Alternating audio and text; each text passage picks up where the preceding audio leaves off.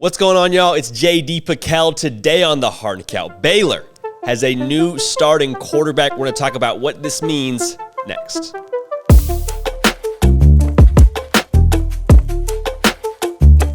Welcome into CFB with JD, the People's Channel for every single thing that you know and that you love about college football. It happens here and it happens nearly every single day. Armstrong Sims, Jack McKenzie, doing the heavy lifting. You can help drive the show at my Twitter page at JD Pickell. So news broke last night per Sikkim 365 that Blake Shapen is going to be the starting quarterback for Baylor in the 2022 football season. Gerry Bohanon has since entered the transfer portal since that news broke, and there is a lot to unpack with this. Personally, I'm a little bit surprised that Gerry Bohanon wasn't named the starter to begin with. Call me crazy, I didn't even know there was a competition going on. It felt like Gerry Bohanon's your 12-2 returning starting quarterback. All the dude did wrong was pull his hamstring against Kansas State. Won you a Sugar Bowl, got you into the Big 12 title game. Like, there's a lot of things about Gerry Bohanon that make you scratch your head and say, why is he not your starter? But the reason why I think we're dealing with a Blake Shapen situation right now is because Blake Shapen just transparently is the better passer between the two quarterbacks. Blake Shapen has a more live arm, can make some throws that Gerry Bohanon just quite frankly can't. He's a more consistent passer. And so what this tells me is that Baylor would like to be more balanced in 2022. Ran the ball a whole lot last year. They ran it 60% of the time, which was top 20 in the country. I mean, there's no secret. Baylor ran the football last year, and that was their bread and butter. When they couldn't run the football, which wasn't very frequently, they were a very different team. And then also, you saw Blake Shapen make flashes in the title game. Absolutely popped off against Oklahoma State, dropped it in a bucket against Oklahoma State to Tyquan Thornton. And I mean, that just took the roof off the place. That made everybody in the arena say, okay, this kid's got to play. Whether it's at Baylor or somewhere else, he deserves to play. And so the reason why this is so impressive to me, and I think speaks even further volumes of Dave Aranda, is that he could have very easily played up the competition side of this. Could have very easily told Gerry Bohanon, hey man, come back in the fall, fight for this job in camp, and you're going to have a chance to be the starter. That would have served Dave Aranda well because he would have had more depth at quarterback.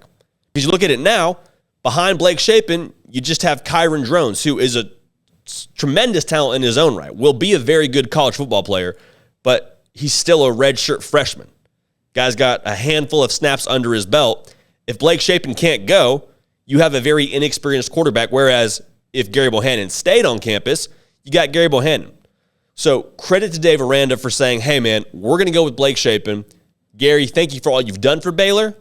You now have the ability to transfer. Because again, if he didn't transfer before May 1, he would not be allowed to play this coming season. So classy move by Dave Aranda. For Baylor fans, you should be fired up because I can say with the utmost confidence, based on what I know about Dave Aranda, based on what I know about the entire offensive staff and Sean Bell, if it was going to be a competition in the fall, they would have said as much. They wouldn't have named a starter. And so the fact that you have a guy that won the job in the spring definitively should tell you that you got your guy. You have a very capable guy behind center if you're Baylor. That should fire you up because Gerry Bohanon is a Power 5 quarterback. A Big 12 champion Power 5 quarterback, a Sugar Bowl champion Power 5 quarterback. Dude is really good, and you just had somebody else come in and beat him only in 15 practices. That says something to the talent and to the command of Blake Shapen. At the same time, you feel for Gerry Bohanon. Guy waited his turn as a fifth-year senior, had a lot of opportunities to leave. Could have left during the COVID season when Baylor was winning 2 games. Could have left when he wasn't the guy behind Charlie Brewer. Guy waited his turn and did tremendous things for Baylor in 2021. And so your heart hurts for him, but at the same time, you understand and appreciate Dave Aranda's selflessness to allow him to have a chance. So what's next for Gerry Bohanon? It's a tricky question. I don't know there's a definitive answer to it, but let's just try and attack this. I approach this hesitantly because I don't want to come off as disrespectful. Because again, Gerry Bohanon, if he wants to be a Power 5 quarterback, can definitely do that. Given what I would assume Gerry Bohanon's goals are, which are to play at the next level, to be an NFL quarterback in some way, shape, or form, you need to play this next coming season. I think there's probably still some questions for scouts about what he can do downfield. I don't know that for a fact. That's my assumption. But the goal then would be to put more good football on tape. The most assured way to do that would be to go to a group of 5 program and just be the guy when you walk in.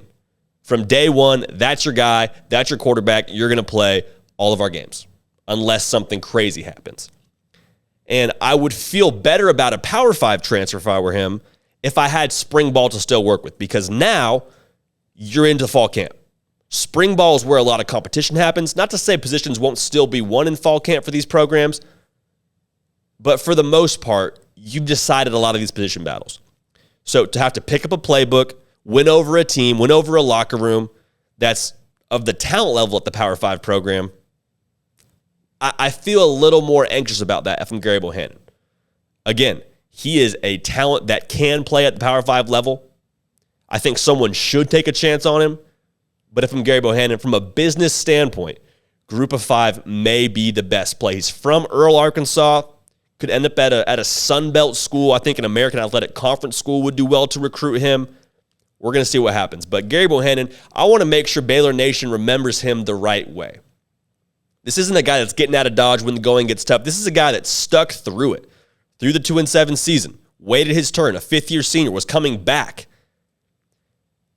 I don't pretend to be good friends with Gerry Bohanon, but in my very brief interaction with him, in my brief time having some proximity close to him, was when I was with the Baylor football program. And I will never forget, we're in a team meeting, and curfew was something like 10:30. And Matt Rule walks up, and he says, Gerry Bohanon broke curfew last night. Says he was here watching film till 11 o'clock. He goes, you think I'm mad at Gerry Bohanon for that? No. I think that's what everybody should be doing. Made a point to make an example out of what was then his second-string quarterback doing the right things, practicing like he was going to be a starter, and staying up till 11 p.m. or something crazy watching film. That's the kind of person, that's the kind of player you're getting when you bring a Gerry Bohanon into your locker room and onto your roster. So we wish the best for him here at this program. CFB with JD supports and stands very much Gerry Bohanon, and I'm excited to see what's up for him next. But hats off to Dave Aranda. Hats off to Gerry Bohanon. It's a beautiful thing. That's it for us here on CFB with JD. This has been the Hard Count. We are going to keep the party rolling. So subscribe to the channel, follow me on Twitter, and we will see y'all next time.